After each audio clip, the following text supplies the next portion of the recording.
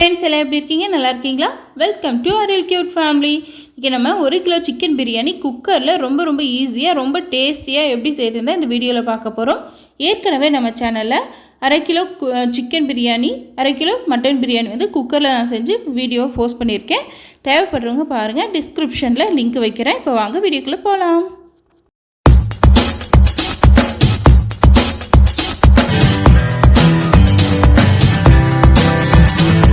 இப்போ என்னென்ன பொருட்கள் தேவைன்னு பார்ப்போம். 1 கிலோ பச்சை அரிசி, பொன்னி அரிசி எடுத்திருக்கேன்.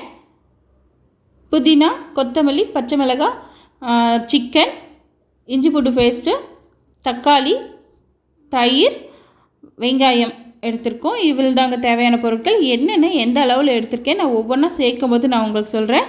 இது கூடவே இன்னும் ஒரு சில பொருட்கள்லாம் சேர்க்க போகிறோம். இப்போ நம்ம செய்ய ஆரம்பிச்சிடலாம். ஒவ்வொன்றும் செய்யும்போது உங்களுக்கு அளவு சொல்கிறேன். குக்கர் பார்த்திங்கன்னா ஒரு 10 லிட்டர் குக்கராக பார்த்து எடுத்துக்கோங்க. சின்னதாக எடுத்திங்கன்னா அளவு பத்தாது. 150 ml ரீஃபண்ட் ஆயில் நான் சேர்த்துக்கிறேன். ரீஃபண்ட் ஆயில் கடலக்கொட்டை எண்ணெய் எதுனாலும் நீங்கள் சேர்த்துக்கலாம். நல்லெண்ணெய் சேர்க்க வேண்டாம், நான் சிக்கன் பிரியாணி வந்து கசந்து போயிடும். அடுத்ததான் 100 ml நெய் சேர்த்துக்கலாம். உங்களுக்கு நெய்யோட வாசம் பிடிக்கலை அப்படின்னா நீங்கள் 250 ml ரீஃபண்ட் ஆயில் சேர்த்துக்கலாம். இப்போ நல்லா நமக்கு இந்த நெய்யில் உருகி வரட்டும். இப்போ நெய் நல்லா உருகி வந்துடுச்சு. இப்போ நம்ம தேவையான ஸ்பைசஸ்லாம் சேர்த்துக்கலாம். ஒரு 2 பிரிஞ்சி இலை, ஒரு 5-6 போல் ஏலக்காய் சேர்த்துக்கோங்க. ஏலக்காய் ஒரு 5-6 சேர்த்துட்டிங்கன்னா உங்களுக்கு வாசமாகவும் ரொம்ப டேஸ்டியாகவும் இருக்கும் பிரியாணி. ஒரே ஒரு பட்டை எடுத்து 2 துண்டாக கட் பண்ணி சேர்த்துருக்கேன். ஒரு 3-4 கிராம்பு, ஒரு மராட்டி மொக்கு உங்களுக்கு தேவைப்பட்டால் சேர்த்துக்கோங்க, இல்லைன்னா ஸ்கிப் பண்ணிக்கோங்க, கம்பல்சரி கிடையாது. பட்டை கிராம்பில் நல்லா வெடித்து வரட்டும். அடுத்ததாக பார்த்திங்கன்னா ஒரு 500 கிராம் பெரிய வெங்காயம் எடுத்திருக்கேன். இதை நல்லா ஸ்லைஸாக மெல்லிஸாக கட் பண்ணி வச்சுருக்கேன், அதையும் சேர்த்துக்கிறேன். வெங்காயம் வந்து எந்தளவுக்கு நம்ம சேர்க்குறோமோ அந்தளவுக்கு பிரியாணி வந்து ரொம்ப டேஸ்டியாக கிடைக்கும். நீங்கள் அதுவே பாஸ்மதி ரைஸ் சேர்க்குறதா இருந்தால் 400 கிராமே சேர்த்துக்கோங்க, கரெக்டாக இருக்கும். வெங்காயம் நல்லா வதக்கி எடுத்துக்கோங்க. வெங்காயம் எந்த அளவுக்கு வதங்குதோ அந்த அளவுக்கு பிரியாணியோட சுவை ரொம்பவே சூப்பராக இருக்கும். நமக்கு வெங்காயம்லாம் பார்த்திங்கன்னா இப்போ ப்ரௌன் கலரில் வதங்கட்டும். அதே சமயத்தில் நீங்கள் கருக விட்டுறக்கூடாது, பார்த்து பொறுமையாக வதக்கி எடுத்துக்கோங்க. வெங்காயம் வந்து நமக்கு ப்ரௌன் கலராகவும் கிடைக்கணும், கருகவும் விட்டுறக்கூடாது. கவனமாக இருங்க இந்த இடத்துல. வெங்காயம் நமக்கு நல்லா வதங்கி வந்துடுச்சு பாருங்கள், கலர் வந்து மாறிடுச்சு. அதே போல் அந்த வெங்காயம்லாம் சுருங்கி அதோடய ஸ்பைசஸ்லாம் இறங்கிடுச்சு. இந்த சமயத்தில் நம்ம எடுத்து வச்சுருக்கக்கூடிய புதினா, கொத்தமல்லி சேர்த்துக்கலாம். ஒரு கைப்பிடி அளவு புதினா, ஒரு கைப்பிடி அளவு கொத்தமல்லி இலை சேர்த்துக்கலாம். புதினாவும் கொத்தமல்லியும் நம்ம வெங்காயத்தோட எண்ணெயில் சேர்த்து சொல்லலை வதக்கி செய்யும்போது நமக்கு அதோட வாசனை நல்லாயிருக்கும். ஒரு 3 பச்சை மிளகா சேர்த்துக்கிறேன். உங்களுக்கு பச்சை மிளகா தேவைப்பட்டால் சேர்த்துக்கோங்க, இல்லாட்டி ஸ்கிப் பண்ணிக்கோங்க. இந்த புதினா கொத்தமல்லியோட அந்த ஸ்பைசஸ்லாம் இறங்கும்போது நமக்கு பிரியாணி வந்து ரொம்பவுமே டேஸ்டியாக இருக்குங்க. அதே போல் ரொம்ப வாசனையாகவும் இருக்கும். இப்போ பாருங்கள், புதினா கொத்தமல்லியெலாம் நல்லா வதங்கி வந்துடுச்சு. இந்த சமயத்தில் ஒரு 100 கிராம் இஞ்சி, 50 கிராம் பூண்டு எடுத்து நான் மிக்சியில் அரைச்சி வச்சுருக்கேன், அதை சேர்த்துக்கிறேன். சிக்கன் பிரியாணி நீங்கள் இஞ்சியில் பாதி பூண்டு சேர்த்தா போதும். மட்டன் பிரியாணிக்கு ரெண்டுமே சரி சமமாக இருக்கணும். இப்போ இஞ்சி பூண்டோட பச்சை வாசம் போகிற அளவு நல்லா நம்ம வதக்கி எடுத்துக்கலாம். இப்போ பார்த்திங்கன்னா ஒரு 3 நிமிஷம் வதக்கினேன், இஞ்சி பூண்டோட பச்சை வாசம் போயிடுச்சு. இந்த சமயத்தில் ஒரு 2 டேபிள் ஸ்பூன் அளவுக்கு மிளகாய் தூள் சேர்த்துக்கலாம். நீங்கள் காஷ்மீரி சில்லி பவுடர் சேர்க்குறதா இருந்தால் 2.5 ஸ்பூன் சேர்த்துக்கோங்க, ஏன்னா அதில் காரம் கம்மியாக இருக்கும். நம்ம வெறும் மிளகாய் தூள் சேர்த்துருக்கேன்னா 2 டேபிள் ஸ்பூன் சேர்த்துருக்கேன். நல்லா இந்த மிளகாய் தூளை வந்து நீங்கள் எண்ணெயிலே சேர்த்து வதக்கி அதை செய்யும்போது நல்லா பச்சை வாசம் போயிட்டு பிரியாணி உங்களுக்கு நல்லா கலர்ஃபுல்லாக கிடைக்கும். அதுக்காக தான் நம்ம இப்பயே சேர்க்குறது. அடுத்து தான் 400 கிராம் அளவு தக்காளி சேர்த்துக்கலாம். தக்காளி பார்த்திங்கன்னா நல்லா ஒரு 6-7 தக்காளி, பழுத்த தக்காளியாக எடுத்திருக்கேன். அளவில் பார்த்திங்கன்னா 400 கிராம் அளவு இருக்கும். சேர்த்துட்டு நல்லா நீங்கள் அந்த தக்காளியோட பச்சை வாசலாம் போய் நல்லா சுருங்கி வர அளவுக்கு வதக்கிக்கோங்க. அடுத்ததாக இது கூடவே நம்ம 200 கிராம் புளிக்காத தயிராக பார்த்து எடுத்துக்கலாம். இப்போ ரொம்ப பிடிச்ச தயிராக இருக்கக்கூடாது, புளிக்காத தயிராக எடுத்துக்கோங்க. நல்லா கெட்டியான தயிராகவும் எடுத்துக்கோங்க. இப்போ தயிரும் நம்ம சேர்த்துருக்க தக்காளியும் நல்லா மசிஞ்சு நல்லா குழஞ்சி வர்ற வரையும் நம்ம வதக்கி எடுத்துக்கலாம். ஒரு 2-3 நிமிஷம் வதக்கினா போதும். இந்த தயிரில் திரியாக இருக்குது இல்லைங்களா, அதெல்லாம் நல்லா நமக்கு சமமாக வந்துடும்.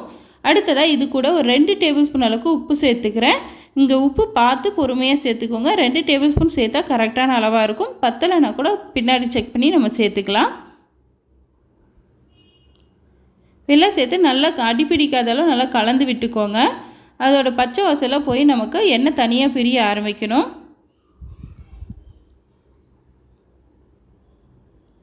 இப்போ பார்த்திங்கன்னா எண்ணெய் பிரிய ஆரம்பிச்சிச்சு, நல்லா கலர்ஃபுல்லாக ஆகிடுச்சு இல்லைங்களா. இந்த சமயத்தில் நம்ம எடுத்து வச்சுருக்கக்கூடிய சிக்கன் பீசஸ் சேர்த்துக்கலாம். சிக்கன் பீசஸ் இது கூடவே சேர்த்து மசாலாவோட ஒரு 25% அளவுக்கு நீங்கள் நல்லா வேக விட்டு எடுத்துக்கோங்க. அப்போ தான் அந்த சிக்கன் பீசஸ்க்குள்ளே அந்த மசாலா பொருட்கள்லாம் நல்லா தூந்து ரொம்ப டேஸ்டியாகவும் ரொம்ப சாஃப்டாகவும் நமக்கு கிடைக்கும். ஒரு 25 நிமிஷம் போல் நல்லா வதக்கி விட்டுக்கோங்க இந்த மசாலாவிலேயே. இப்போ நம்ம 25% அளவுக்கு வெந்து வந்துடுச்சு. இப்போ நம்ம தேவையான அளவு தண்ணி சேர்த்துக்கலாம். 1 கிலோ அரிசிக்கு 1.5 லிட்டர் தண்ணி நான் சேர்த்துருக்கேன். இது கரெக்டான அளவாக இருக்கும். 1.5 லிட்டர் தண்ணி சேர்த்துட்டு நல்லா இந்த சைடில் இருக்கிறதெல்லாம் நம்ம எடுத்து விட்டுலாம். ஏன்னா நம்ம கருக ஆரம்பிச்சிடும். சுற்றி இருக்கக்கூடியதெல்லாம் நம்ம எடுத்து விட்டு நல்லா கலந்து விட்டுக்கலாம். நல்லா கலந்து விட்டுட்டு குக்கர் மூடி போட்டு மூடிடலாம். விசில் நம்ம போட போகிறதில்ல. இந்த இடத்துல பார்த்திங்கன்னா நல்ல புகை வரும். அந்த சமயத்தில் நம்ம குக்கர் ஓப்பன் பண்ணி பார்க்கலாம். இப்போ பாருங்கள், நமக்கு புகை வர ஆரம்பிச்சிச்சு. இப்போ மூடியை ஓப்பன் பண்ணி பார்க்கலாம். சிக்கன் பீசஸ்லாம் நமக்கு ஒரு 50% அளவுக்கு நல்லா வெந்து வந்துடுச்சு. பார்த்திங்களாவே தெரியும். நல்லா சூப்பராக ரெடி ஆகிடுச்சு. எண்ணெய்லாம் பிரிய ஆரம்பிச்சிச்சு. இதுதான் கரெக்டான அளவாக இருக்கும். இப்போ நம்ம எடுத்து வச்சுருக்கக்கூடிய அரிசியை சுத்தமாக தண்ணி இல்லாமல் வடிச்சிட்டு சேர்த்துக்கலாம். ஏன்னா தண்ணி இருக்கும்போது குழஞ்சி போக வாய்ப்பு இருக்குது. ஒரு டைம் நான் நல்லா சுத்தமாக கழுவிட்டு ஒரு 5 நிமிஷம் ஊற வச்சு தண்ணி வடித்து எடுத்து வச்சுருக்கேன். அரிசி அப்படி சேர்த்துக்கிறேன். ரொம்ப நேரம் நீங்கள் அரிசி ஊற வைக்க வேண்டாம், ஏன்னா குழஞ்சி போயிடும். ஒரு 5 நிமிஷம் ஊற வச்சாவே போதுமான அளவாக இருக்கும். அரிசி சேர்த்துட்டு மசாலா பொருளோட நல்லா கலந்து விட்டுக்கோங்க. ஏன்னா நல்லா மசாலாலாம் நமக்கு இறங்குற மாதிரி, அடி பிடிக்காத மாதிரி நல்லா பார்த்து பொறுமையாக கலந்துக்கோங்க. சமயத்தில் உப்பு காரம் புளிப்பெல்லாம் செக் பண்ணிக்கோங்க. நமக்கு உப்பு காரம் புளிப்பெல்லாம் தூக்கலாக இருக்கணும். உப்பு காரம் சரியாக போச்சு, புளிப்பு குறைஞ்சிடுச்சு. அதனால் ஒரு அரை எலுமிச்சம்பழம் 1 டேபிள் ஸ்பூன் அளவுக்கு நான் புளிஞ்சு விட்டுக்கிறேன். ஏன்னா தயிர் தக்காளிங்கும் போது நமக்கு புளிப்பு மாறுபடும். அதே போல் உப்பும் நான் ஒரு அரை டேபிள் ஸ்பூன் அளவுக்கு சேர்த்துக்கிறேன். கொஞ்சம் மாறுபட்டிருக்கு. ஏன்னா இப்போ நம்ம புளிப்பு சேர்த்துருக்கோம் இல்லைங்களா, அதனால் உப்பையும் சேர்த்துக்கலாம். உப்பு காரம் புளிப்பெல்லாம் நல்லா தூக்கலாக இருக்கணும். அப்போ தான் பிரியாணி நல்லா டேஸ்ட்டாக இருக்கும். இது பார்த்து சேர்த்துக்கோங்க. நம்ம இப்படி கலந்துருக்கும் போதே சப்புன்றதாவோ இல்லை ஒரே அளவாக இருந்தாவோ நமக்கு பிரியாணி நல்லா இருக்காது. கொஞ்சம் தூக்குனாப்பில் இருக்கணும். தண்ணியில் இப்போ நல்லா கொதிக்க ஆரம்பிச்சிச்சு. பார்த்திங்களா, எண்ணெயில் நல்லா பிரிஞ்சு ஒரு இடத்துல மிதக்குது. இந்த சமயத்தில் நம்ம இந்த மசாலாவும் இந்த அரிசியும் சேர்த்து நல்லா மெதுவாக கலந்து விடுங்க. ரொம்ப போட்டு நீங்கள் கிண்டிடாதீங்க. மெதுவாக ஒரு கலந்து விட்டுட்டு சரிசமமாகிற மாதிரி இந்த தண்ணியும் இந்த மசாலாவும் பார்த்திங்கன்னா சரியாக இருக்கிற மாதிரி பார்த்திங்கன்னா வச்சுக்கோங்க. இப்போ சிம்மில் வச்சு குக்கர் மூடியை போட்டு ஒரே ஒரு விசில் வச்சு எடுத்துக்கோங்க. சிம்மில் வச்சுக்கலாம். நம்ம ஹை ஃப்ளேமில் வைக்க வேண்டாம். சிம்மில் வச்சு ஒரே ஒரு விசில் விட்டால் போதும். நம்ம ஹை ஃப்ளேமில் வச்சு 2-3 விசில் வைக்கும்போது நமக்கு அடிப்பிடிக்க வாய்ப்பு இருக்குது. அதனால் சிம்மில் வச்சுக்கோங்க. இப்போ பார்த்திங்கன்னா குக்கர் விசில் நான் போட்டுறேன்.